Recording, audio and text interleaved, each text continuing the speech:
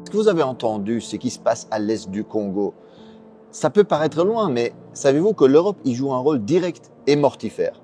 Alors commençons par le début. À l'est du Congo, au Kivu, la frontière avec le Rwanda, la guerre a causé environ 6 millions de morts. Certains estiment d'ailleurs que la moitié de ces morts seraient des enfants, imaginez-vous.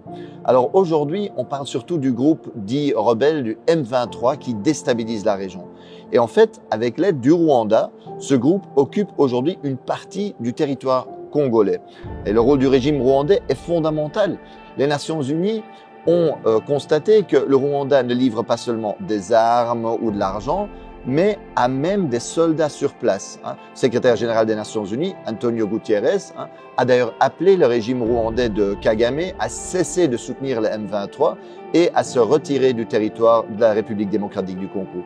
Parce qu'il s'agit vraiment en fait d'une violation de la souveraineté du Congo et du droit international. Et que va chercher le régime rwandais en République démocratique du Congo? En fait, cette région est hyper riche en minerais. Ressources naturelles, notamment le cobalt et le coltan, ce sont des minerais essentiels pour les multinationales européennes qui servent entre autres pour les smartphones, les batteries, mais qui sont aussi utilisés dans l'industrie de la défense, dans la transition verte, l'aéronautique. Et donc le Kivu contient 60% des réserves mondiales de coltan à lui tout seul. Imaginez-vous l'importance stratégique de cette région. En d'autres mots, la guerre, les massacres, la déstabilisation à l'est du Congo arrangent bien ceux qui veulent voler les richesses naturelles, les matières premières du Congo. Et sans surprise, un groupe d'experts des Nations Unies a constaté qu'en 2023, le Rwanda a enregistré une hausse sans précédent de ses exportations de coltan, une augmentation de 50% par rapport à l'année précédente. Et chaque mois, par exemple, le M23 fait passer en contrebande 150 tonnes de coltan de la localité congolaise de Rubaya, occupée par eux, vers le Rwanda. C'est un pillage sans équivalent. C'est vraiment incroyable. Et certains qui regardent la carte me demandent, mais Marc, comment est-ce possible qu'un pays relativement petit comme le Rwanda est capable de déstabiliser de manière si durable le Congo qui est beaucoup plus grand? Le Congo, c'est presque 2/3 de l'Europe, c'est 4 fois la France, 80 fois le territoire de la Belgique. Mais c'est qu'évidemment, ce n'est pas que le Rwanda. Ce n'est pas qu'une question entre Congo et Rwanda. C'est que le Rwanda reçoit le soutien de l'Occident, des États-Unis, mais aussi de l'Europe.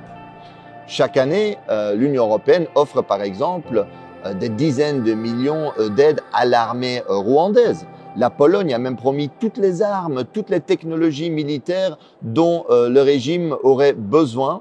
Et dans le cadre du programme Global Gateway, l'Europe a promis des investissements de 900 millions au Rwanda.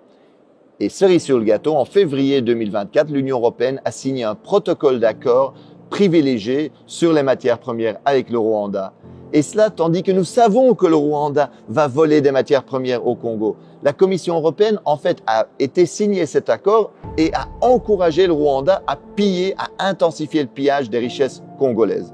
Regardez bien la chronologie. En fait, en février 2024, la Commission européenne va signer cet accord sur les matières premières avec le Rwanda.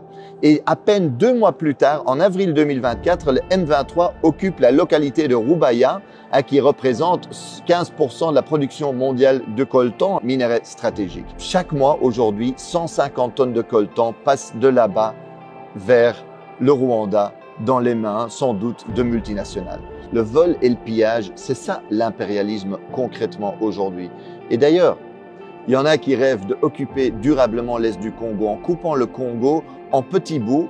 C'est ce qu'on appelle communément la balkanisation pour mieux voler les richesses et les ressources du Congo au profit des multinationales occidentales. Dans le Financial Times, l'expert Jason Stearns est clair. Cette guerre pourrait se terminer relativement rapidement.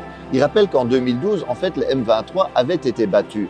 Et ce n'était pas seulement à cause de l'action de l'armée congolaise et de ses alliés du Sud qui avaient battu militairement le M23. C'est aussi parce que les soutiens internationaux du régime rwandais avaient suspendu son financement. Et que donc, eux, ils avaient dit, voilà, à cause du rôle que vous jouez au Congo, on ne va plus vous financer. Barack Obama avait appelé Kagame pour lui dire d'arrêter le M23. En d'autres mots, si l'Occident aujourd'hui ne sponsorisait pas cette guerre, elle pourrait prendre fin très rapidement. et on pourrait éviter, on aurait pu éviter déjà beaucoup de ces morts, beaucoup de ces victimes innocentes aujourd'hui en Congo. L'impérialisme aujourd'hui, le vrai visage de la politique étrangère et commerciale européenne en Afrique, c'est ça. Et quand la Russie envahit l'Ukraine, l'Union européenne parle du droit international, à juste titre. Mais quand son allié rwandais viole la souveraineté congolaise, commet des massacres, elle soutient. Comme quand Israël occupe la Palestine, le Liban, la Syrie, l'Union européenne se range du côté de l'agresseur. Alors aujourd'hui, faisons pression sur les dirigeants européens parce que ce n'est pas acceptable que l'Europe joue ce rôle-là. Alors il est possible aujourd'hui de faire pression, c'est nécessaire pour que l'Europe arrête sa complicité avec les crimes sur place. Alors envoyons un message à Ursula von der Leyen, présidente de la Commission européenne, ou à la ministre des Affaires étrangères de l'Union européenne, Kaja Kallas. Envoyez-leur un message par les réseaux sociaux, envoyez-leur cette vidéo-ci. Et en plus, mobilisez-vous dans la rue.